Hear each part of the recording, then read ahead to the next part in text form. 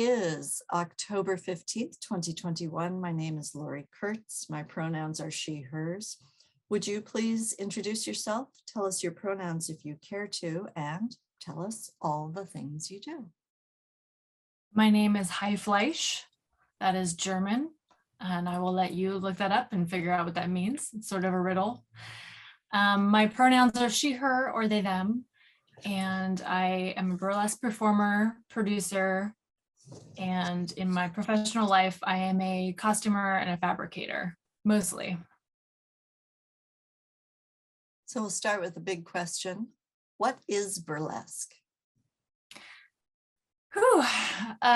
Burlesque, I'm sure you've gotten a lot of sort of generic definitions around striptease. And I would say it's performance art that incorporates an element of playful sexuality generally, but it's really what you make it beyond that. Yeah. And how do you describe the kind of burlesque that you do? Well, I was attracted to burlesque because I appreciated the idea that somebody could take, make their own costume, make their own concept, build the act really from the ground up, and it can be a full short form performance piece that maybe told a story, illustrated a point, or was just like a beautiful spectacle for a few minutes on stage. And so for me, I kind of approach it in that way. I'm usually inspired by a song to begin with, and then I kind of want to tell a story on stage. That's the way I think about it. My acts are very kind of go from showgirl, Ziegfeld style glamour to like very campy pop art tributes. So I could say the common thread is a character or story. Yeah. And always costumes. Well, that might answer the next question about why burlesque and what does it give you artistically that other forms wouldn't? Well, growing up, I always knew I wanted to be an artist, but I wasn't sure what format. I was never drawn to any one medium. I wanted to do everything. And then I got into film kind of because film allowed you to kind of do everything. And then when I discovered burlesque, it felt similar to me in that I could shape this whole performance piece. And I liked also the idea of transforming into maybe not necessarily a character, but like a part of myself that wasn't seen on a daily basis on stage in an atmosphere that felt supportive and safe. I also liked that I didn't have to use my voice. I didn't have to speak publicly. And yeah, I think for me, really the idea of sharing this really creative, magical creature that is part of my daily blue jeans, working with my hands kind of life on stage was really exciting for me. Yeah. And some people equate burlesque with sex work. What spectrum of sex work does burlesque fall?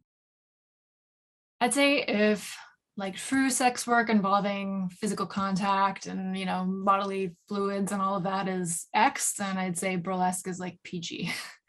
And I don't mean that in any way derogatory way towards sex work. I have all the respect and a certain history myself. And I just mean that burlesque is very light and flirty, and there's not usually physical contact between the performer and the patrons,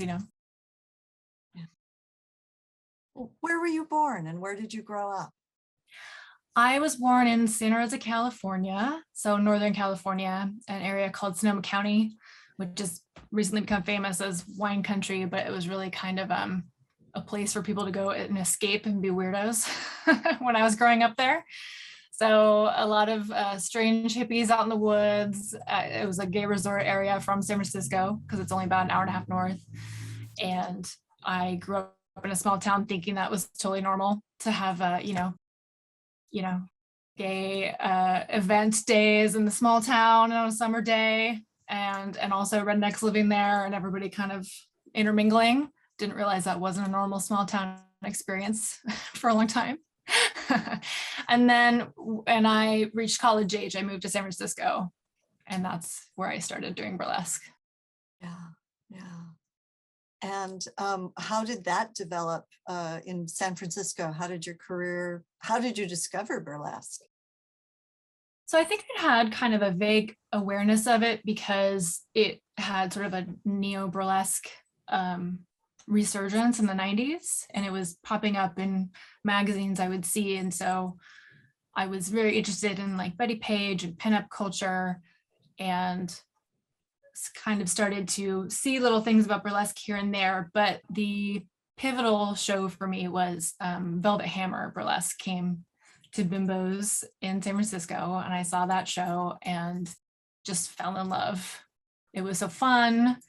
I loved all of the little jokes built into all the acts, all the little details, all the puns. And, there was characters coming out of giant lotus flowers. And there was an act where somebody whipped articles of clothing off of another person with a bullwhip.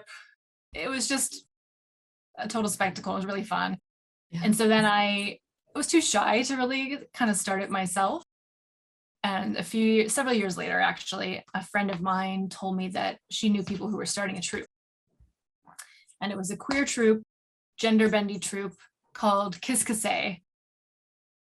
And so me and my friends, Pinky Lee and Miss May Western, we joined that troupe. And our first performance was at a big party for a couple of sex therapists had like an annual party where they had like people eat, serving sushi off of people wrapped in saran wrap and tickle rooms and things like that. And we did a really awkward, goofy group number that would just be so embarrassing to watch now. Just like really embarrassing, thrown together costumes and awkward group choreography. But yeah. And then a few of us kind of took that troupe. Several people dropped off and the other ones of us kept going.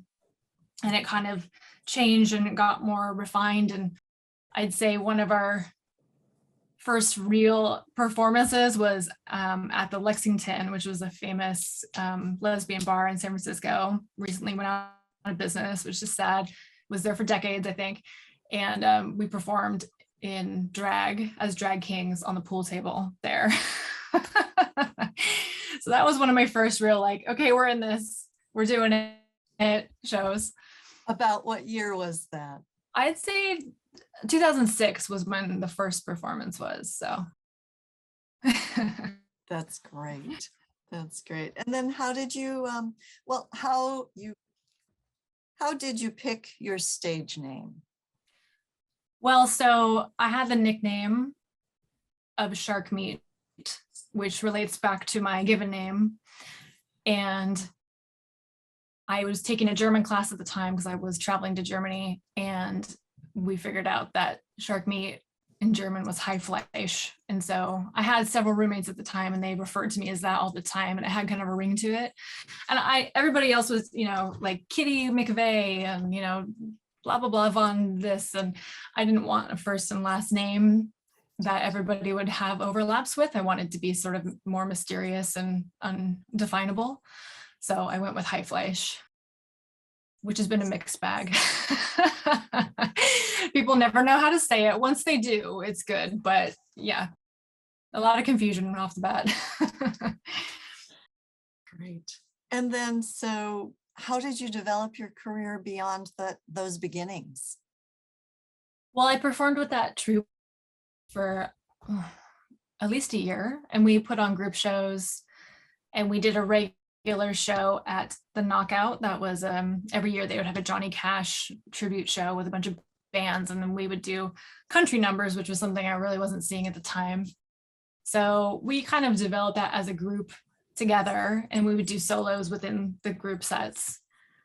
And it really just felt like this very fun punk rock circus, like feminist collective, and it was super fun. And then I moved up here because San Francisco was just California in general. I just couldn't afford to live there anymore and have the kind of life that I wanted to live. So I decided to move to Portland, and I wasn't sure if I was going to keep performing up here. But once I was up here, I really missed it, and I wanted to keep making costumes, and I wanted to meet people. And so I started looking around, and there really wasn't much of a scene in Portland at all at the time. But I came across Baby Lestrange and Charlotte Truce and reached out to both of them, and they were both very friendly. And I did end up getting booked at a show with them, and so we met each other in person. I'm forgetting the name of that because I had a bad experience actually with the producers of that show. Many people did, and so I've kind of blocked it out. It was kind of an awkward show, but I also met Megan Mayhem there, and we all, Itty Bitty Bang Bang, who wasn't performing yet. I think she was kittening at the time, but we sort of, and Angelique DeVille was there. But so there weren't very many people in the scene at that time. I think Rose City Sirens was performing, and Burlesque, which is Isaiah and Ezekiel Esquire. And yeah, there wasn't very many shows. So you kept running into the same people over and over again and getting booked with the same people. And we kept having issues with producers who wouldn't pay us, or, being deceitful. And so we decided to form, me, Baby Lestrange, Charlotte Truce, Itty Bitty Bang Bang, and Megan Mayhem formed Rose City Shimmy, which is not so much a troupe as a collective. Basically, we just wanted to be able to put on shows, so we knew that the show was going to happen. We were going to get paid, and it would be, what the standards that we wanted it to be. But we all did individual acts. We didn't really do group numbers. And then that we kind of, more people sort of started performing, and we connected with Raylene Courtney, who was a producer, and she produced Sin Savvy. And really, she had multiple regular shows that kept people working. And Zora Phoenix started producing, and then we performed with some bands like the Stolen Sweets. And we started going out to Jake the Alligator Man. We basically started getting these regular gigs and making connections with people that we knew and trusted. And it went from there. And what year did you move to Portland? 2008. 2008. Yeah. And so who is Jake the Alligator Man? Jake the Alligator Man is a sideshow attraction that is in a little museum called Marsh's Free Museum in Long Beach, Washington. And he is a half man, half alligator. And he's just sort of local famous. I first started seeing him on bumper stickers all around town. And then some people in Long Beach decided to do, they would do weekenders where they would have a Bride of Jake contest and a burlesque show to celebrate his quote unquote birthday. And so many of us would go out there and perform. I never was in the contest, but there was some amazing contestants. But I would perform at the Elks Lodge up there with Rose City Shimmy often. Yeah. It was very fun. And just backing up to San Francisco to go to college, what did you study? Film. Yeah. And did you complete that degree? Actually, not until I moved up here. And then the recession hit, and I was like, I better get that degree. Great. And are you a filmmaker? I've made some short films. I've made some music videos. I have worked as a production designer and a costumer on films. And currently I work as a fabricator in stop motion. Right. And so what is the difference then between a collective like Rose City Shimmy or that group that you described and a troupe or a show? What, just sort of paint us a picture of how that works. Yeah, I think why we called ourselves a collective was that we had several very strong personalities that just wanted to be solo performers and didn't want to be beholden to maybe a troupe politics. Wanted to do what they wanted to do, but we wanted to also support each other and make shows happen. So there was no pressure to on anyone else to make their acts a certain way or to come up with group choreography. It was more about putting the shows on together. Yeah. And I think, so let's see. I think most of the shows we did were out of town, but we had a Wild West theme show. At Kelly's Olympian. That was really fun. Yeah. And then we went to Long Beach. We went to Astoria a few times. And Astoria on the Oregon coast. Yes. How were you received? What's it like to travel to a small town on the coast and do burlesque?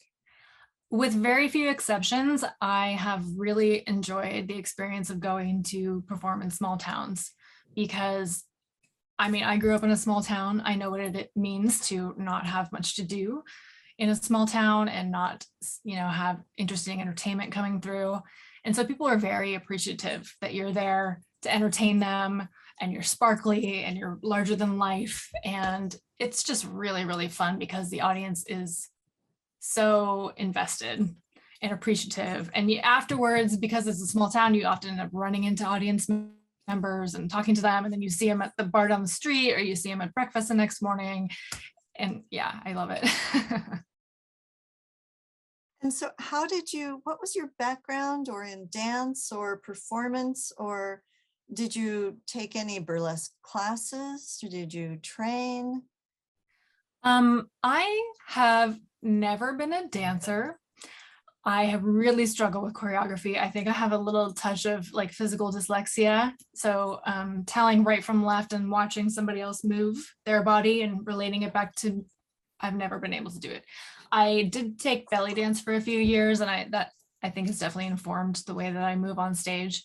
That was the only kind of dance I really could keep doing for more than a couple months successfully. But that is also, so I'd say that why my costumes and my sort of presence on stage is more of my focus than, oh, I'm going to do this move that's going to be really impressive. I can't do the splits. So yeah, I did take some classes in San Francisco when I was first thinking about trying burlesque with a woman named Betty Bombshell. I think I only went to 2 or 3. And then I did attend Teaserama. And so I took an amazing glove class with Jo Weldon, and she just charmed the pants off everybody, of course. And I was like, this woman is amazing. And she really instilled in me the idea that it's all about presence, and really being powerful presence on stage makes people want to watch you. You don't have to be doing something that's like incredibly acrobatic or, although I very much appreciate dancers, it's just not my area of focus at all. You mentioned Teaserama. What is that? Teaserama used to be a big show that happened in San Francisco every year, where it was burlesque performers from all over the world. And I think now all of these festivals have kind of replaced Teaserama, but at the time it was the big gathering sort of festival show of the year. And it was put on by, I want to say her name is Baby Doe. Okay, yes. And so they had their go-go troupe would always do a number. And my troupe, Kiss Cassay, did do a number when we were first starting out at one of the pre-shows. We weren't ready for like the big stage yet, but we got to do a pre-show one time. Yeah. And so in those early days of neo-burlesque resurgence, some people talk about the adoption of sort of the early internet in the 2000s as a connecting or driving force in the development of neo-burlesque. What was your experience with that? You mentioned that you moved to Portland and reached out to these people, Charlotte Truce and so forth, and they were friendly. How did you develop those relationships? Yeah, I don't think without, let's see, what was it at the time? Was it MySpace still? I think without those platforms, it would have been a lot harder to meet people. I would have had to just find a poster on the street and go to that show and introduce myself. And so getting to sort of see somebody ahead of time and see what their style was and what they've done, and kind of having a little bit of information before you go in made it easier to talk to people. And I do think it made it a lot easier to form a community. And then we would have Facebook groups where people could talk about shows and talk about issues in the community. And I helped start the We Heart Portland Burlesque to help promote shows in town, because there really wasn't, actually in the beginning when I moved here, there was a lot of prejudice in the local papers against burlesque. They didn't want to run ads. They would mock us constantly and compare us to strip clubs and be like, why would you go to this when you could go to all of these strip clubs? Like, and so it was really like this strange antagonistic relationship. And so being able to promote our shows online without having somebody gatekeeping made it a lot easier to get the word out and to build a community and build an audience. Yeah.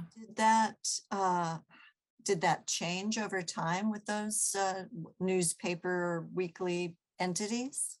It did, and it was interesting how much resistance there was. And I think a real turning point actually was, I can't remember now if it was the Willamette Week or the Portland Mercury, but there was a article, I guess you would say, that they challenged one of their writers to go to 5 events that they were guaranteed to hate.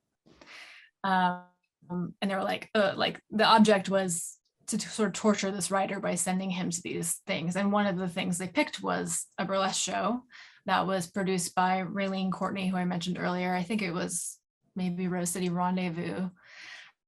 And she, because Raylene is an amazing communicator, I think she now works in government.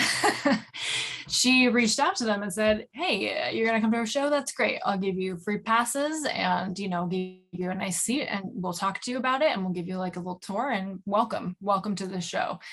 And the writer ended up having a really great time and being really impressed by the way that they were welcomed, and actually wrote a little piece about, basically they were wrong.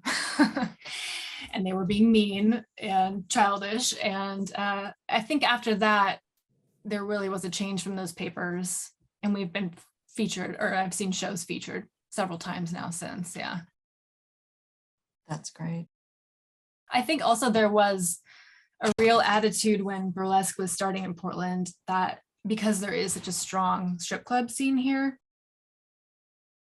people thought that burlesque dancers were saying we're better or different than strippers, that we were trying to set ourselves apart, which really was not. And often burlesque dancers are also work in strip clubs. And so they really kind of had to get through this awkward phase and realize, like, we're not enemies here. We can all do this, and we're all in the same club. It's fine. Yeah. But it took a minute. What kind of reactions do you get when you say, oh yeah, I do burlesque? Is that still true? I'd say most often I just get kind of a confused, like, oh, people don't really know what it is. Or, they think, oh, Dita Von Teese, or, and I know from experience that shows can be a wide variety of things. So maybe they've been to a show at one point and maybe they did or didn't enjoy that, and they're like basing out on that experience. And so I usually just try to kind of put it out there in little bits to sort of like test the waters and let them sort of slowly absorb what it is, instead of coming out and being like, well, burlesque is great and here's why.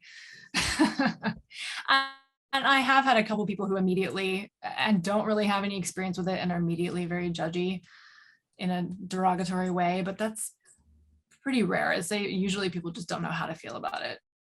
Yeah. And so since 2006 or 2008, how has the burlesque community changed, evolved in that time? Well, I can say in Portland, it's grown exponentially. I think probably across the country. I mean, there's always new performers coming in, and there's some people continue performing, but some people leave. And the diversity of people, of acts, of music at this point is so far beyond what was happening when I first started. It was still very classically oriented. And I kind of liked to do more weirder acts or sort of like more boundary pushing stuff. And there was less shows that wanted that. And I think now also there's a lot more, at least in Portland. I have a tendency to jump around when I talk. I have ADHD, so I kind of go whoop, whoop, whoop, whoop. But kind of going back a little bit, when I first started burlesque, I had already been going to drag shows all the time. Loved going to drag shows. San Francisco had an amazing drag scene that was very sort of John Waters' Divine influence. And so that had a huge influence on my burlesque. And when I came up here, it seemed like there was more of a focus on classic. And so I liked that too. So I have some numbers like that, but I wanted to incorporate more of this drag performance art. And there was also at the time, it seemed like a real divide between drag, burlesque, stripping, all these things kind of lived in separate camps. And I didn't really understand why. I don't think it was like that in every city, but it felt like that here. And definitely over the years, those walls have come down. Like now we have shows with circus and drag and burlesque all together, and people who, do those different things. When they're not at that show, they might also strip or they might also do drag, So that has been really cool to see that there's a lot more variety in the genders that you see on stage. It's not divided by, we have 10 female performers and 1 male, And so I love that. I love all of that variety, because I have definitely been to shows where you see, 10 start off with a gown and a boa and a glove peel and a corset. And I just appreciate more variety. Yeah. Also, speaking of Teaserama, Waxy Moon, I saw him there for the first time, and he was a huge influence, like just blew my mind. It's like such a vision and so unique. He has his bald head and his handlebar mustache, but he's wearing this white flowy gown and just moving so elegantly. I loved it. I love the juxtaposition. That's great. So you're very busy. You're a performer, you're a costumer, you're a producer, you do film, you do photography. Can you describe a week in the pre-COVID life of being a creative industries entrepreneur? What was your life? What was your week like? All the skill sets you have? Well, honestly, around the time that COVID hit, I had just told my troupe that I wanted to take a step back from producing.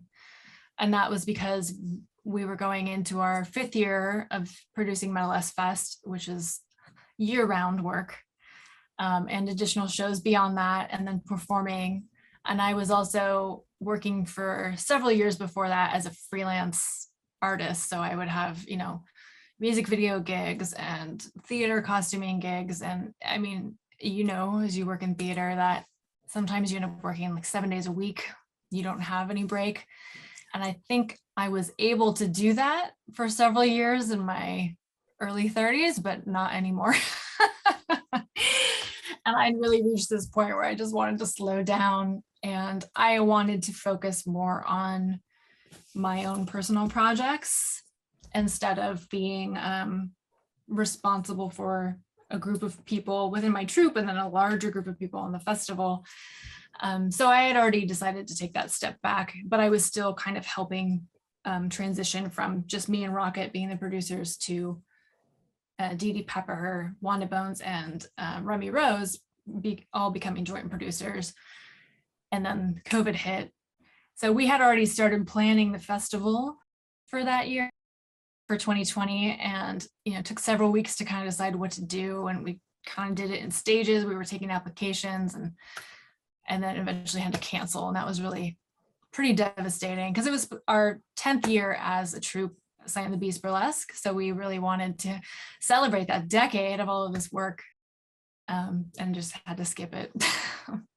Oh man. But yeah, so my life was already kind of starting to transition.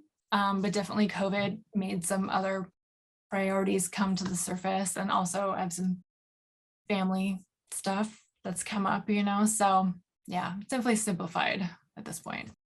Yeah, yeah. So Sign of the Beast, what is that? And what niche does that fill? So Sign of the Beast Burlesque is our heavy metal burlesque troupe. And the first show was produced by Rocket Queen and was produced by Rocket Queen and Vera Mysteria. And that was in 2010. And I was in that show.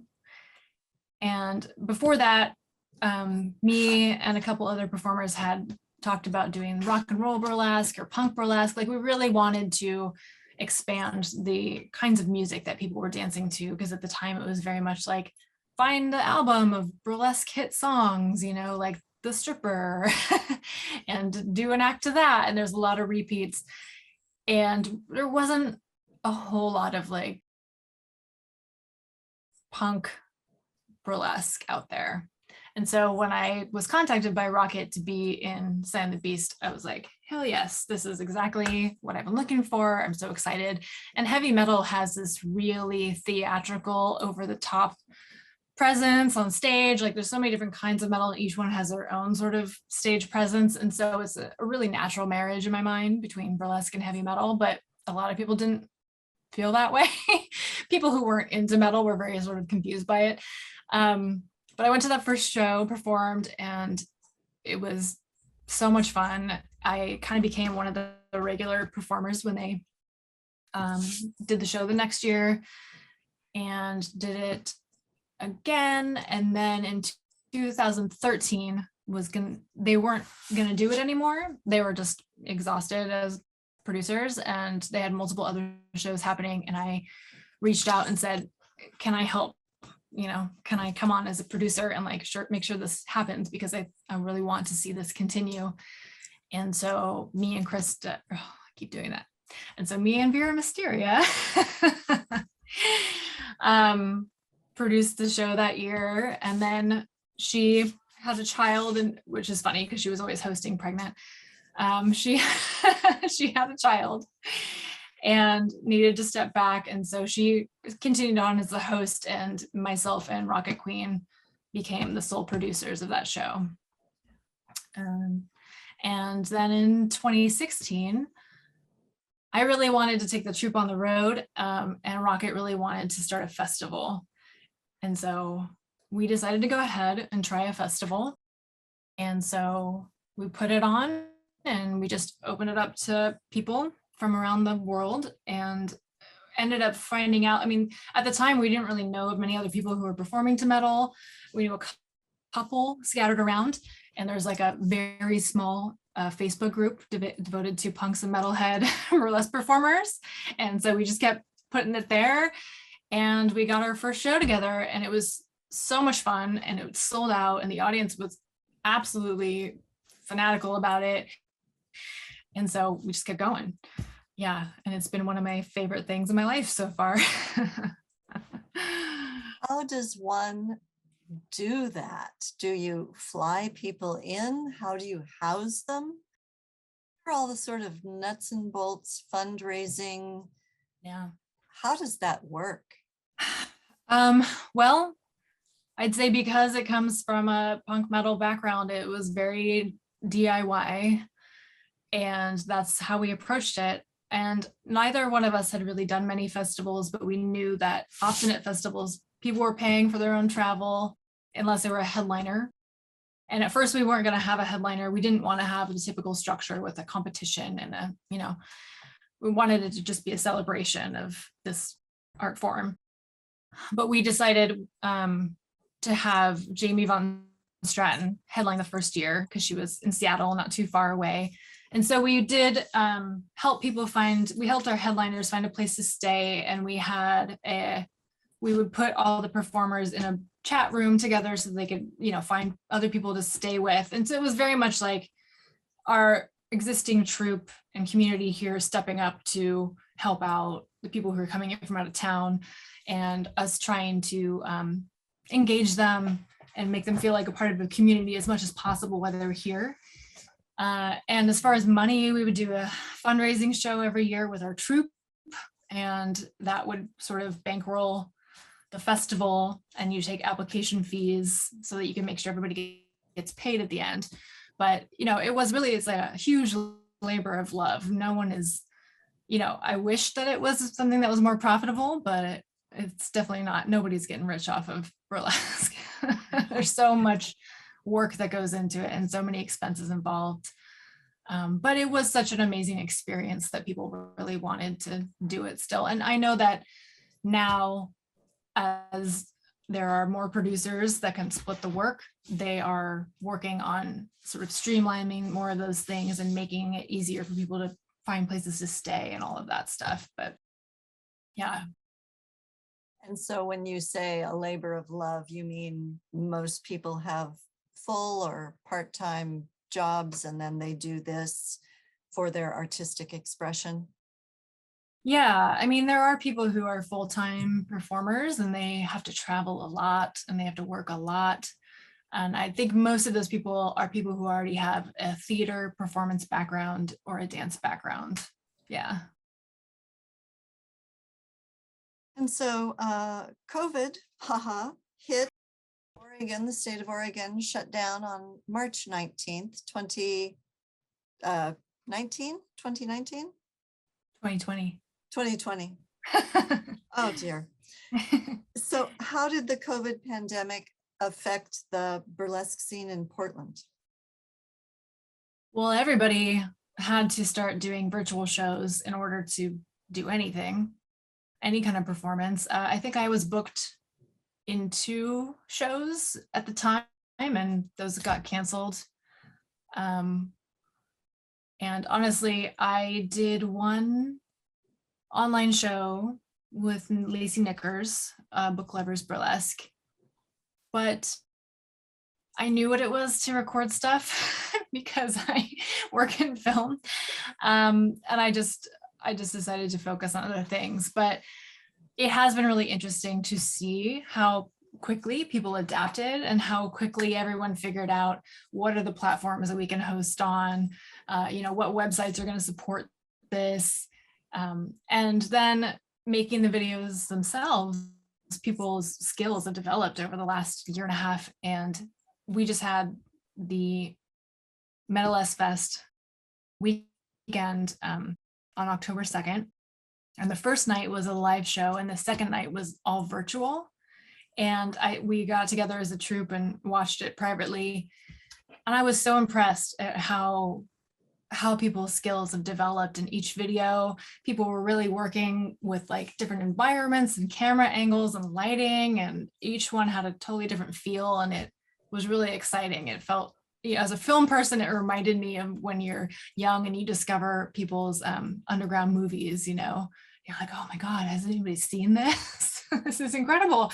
I just got really excited. And I know that virtual shows are going to be going away. And I hope that this show kind of lives on as this little piece of underground art and doesn't just get swallowed up by the internet, because I don't know, it was very fun and inspiring.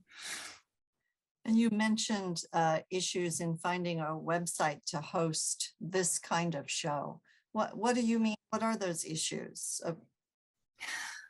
Well, I know that there were, first of all, concerns around selling tickets, and then do you sell the tickets separately from the website that you host the show on, and how do you get that show to people so that they so that people's videos aren't being reproduced and just put out there? How do you keep it private so just the people who are paying can watch it, all of that? And I honestly was like, I took a step back already. I can't think about this right now. I have other life stuff going on. So I've been very, very impressed by how quickly people figured all of this out. Yeah, it's been wild. And then the pandemic, you mentioned personal projects and just the wide array of your artist areas that you express yourself. Did the pandemic affect your creative life with creative health, mental health, the community? How did all that impact? Yeah, I'd say I think there was at first, when everything first shut down, there was a real knee-jerk reaction from a lot of people and a lot of artists, pressure to put on artists to create content. And my immediate response to that was informed really by years of thinking about my own practice and art and what it means to be a content producer. How does that relate to my own personal practice? And I was really at a place where I felt like, if I'm not doing this because I'm enjoying this and really want to do it, I'm not gonna do this. If I'm not feeling inspired because we're going through a pandemic and protests and, you know, all of this economic injustice and racial injustice coming to light and fires and all of this chaos, I'm not feeling creative. I don't feel open. And the best thing I can do for my creative self is to really take care of myself and my people and just be healthy and not try to push myself out of that box. So that's really where I went. I do appreciate people who, I know a lot of people were really devastated by not being able to perform and really got creative with ways to put themselves out there. And that was interesting to see and exciting to see, but I wasn't feeling that. So just switching gears a little bit, you are an exceptional costumer. Where did you learn to do all of that? Burlesque Seattle Press in 2010 says, and I'm quoting, "Bombshell, High Fleisch made jaws collectively drop with a magnificent gold ship headpiece and gigantic Isis wings." So how did you learn how to do all that? Well, while I went to school for film, I also minored in theater and did a lot of costuming there for the theater, and really kind of fell in love with the specific ways that building costumes and clothes differ depending on what the medium is. Like, I love the difference between tailoring or making clothes for yourself and theater. You know, there's all these ways you can, as you know, rig things for quick changes or comfort for the actor. And burlesque had this really specific set of challenges that was really exciting for my creative brain. And so because I was doing costuming and trying to build my portfolio, I opened up myself to other performers too, saying, it started off with trade. Baby Lestrange was one of my first clients, where you know, for things like haircuts, things like that. And so I really got to expand my experience by making costumes for all these other people and really thinking about what their needs were for the acts they were doing, and also creating my own costumes. And I am so grateful for the burlesque world for that experience, and for people for trusting me and letting me do that. But I learned so much through that experience of doing burlesque and really built my portfolio that way, in addition to theater. Yeah. Yeah. And so with costume and performance, and given your background in belly dance and just the journey that society's gone on in the last 15 years, how is cultural appropriation talked about and approached now as opposed to 10, 15 years ago? Yeah, I mean, I mentioned that first Velvet Hammer show, and there was definitely some cultural appropriation acts in that show. And it really didn't seem to be a conversation that I was aware of. And I think the more conversation happening online has brought a lot of these issues to the forefront, because you are talking to people from different places and different backgrounds than the people you are engaging with every day. So that really helps raise awareness, and just in the culture in general, it's been bubbling to the surface. And, you know, I remember when I first moved to Portland, somebody told me, "Oh, you look Spanish. You should change your image and make yourself like a Spanish dancer." And I was just like, no, I'm not, no, I don't want to do that. But I also think that lots of performers of color have really been pushing and saying, hey, there has really not been representation in shows, and we need to be included too. And having those voices be centered has meant that people are confronted with this reality of, oh, this act that I'm doing is not okay, you know? And they can actually have the conversation with another person face to face who has that real lived experience. They can be like, no, you can't do a geisha number. It's not okay. So yeah, it's changed a lot, and for the better. It's great. I think it's not only more sensitive, but it's more interesting to not be reproducing stereotypes on stage. So yeah, I'm very happy to see that development. People talk about how burlesque can be a force for social change. You just described that piece of it. Are there other aspects of burlesque as social change? Well, I think that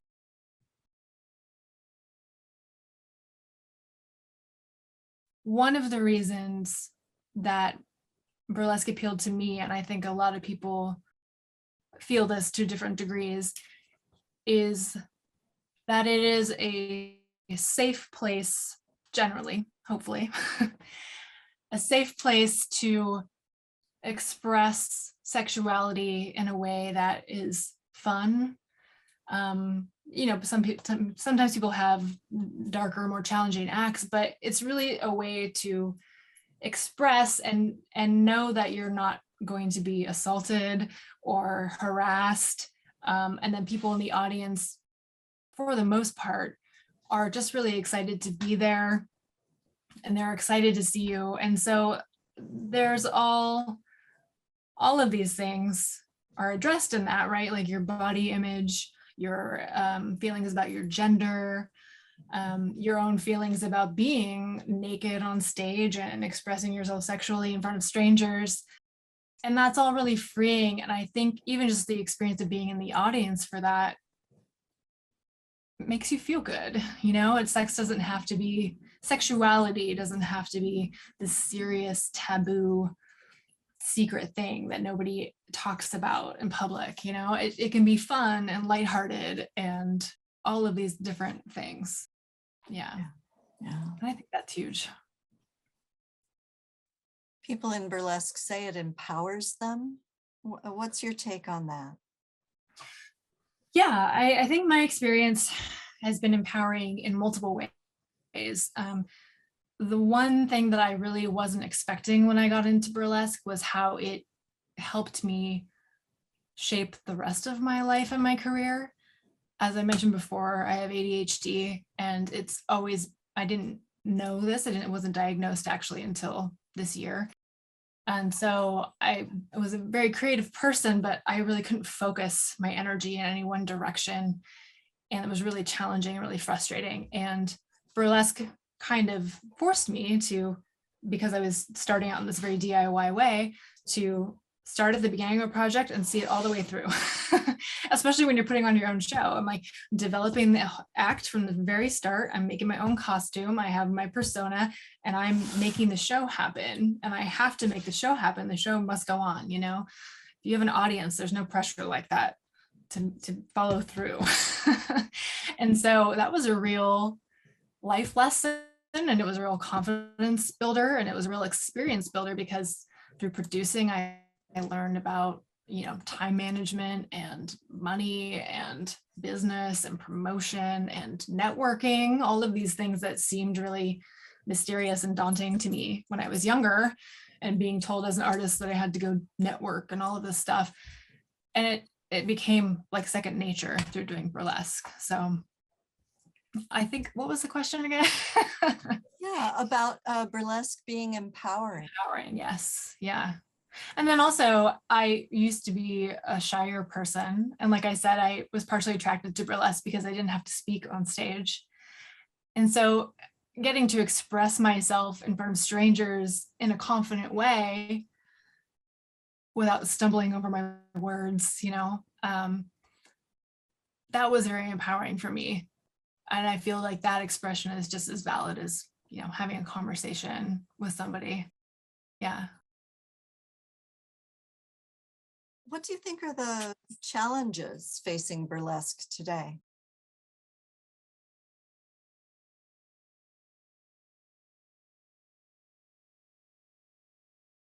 Today, I'd say it's the same as it's been for probably a while, in that I think burlesque has kind of found a niche, like it has an audience. More people know what it is. It's more sort of diverse and accessible to more people. But the internet is a challenge because people have become really dependent on the social media platforms for promotion. And of course, now those platforms want money for everything. And so they're shadow banning or blocking people and making it really hard to get the word out there. And then in general, people are really overwhelmed with the amount of information they see online every day. And so getting people to pay attention to your show specifically is challenging. But I mean, going back to Metalesque Fest, I think if you have a product that people really resonate with and you care about it deeply, people pick up on that, and that's where your audience is going to come through. But I think that things like you mentioned, cultural appropriation, diversity, gender, all of those things are going to continue to be issues that have to be kind of talked through by this community of people constantly in order to not be stagnant and oppressive, you know?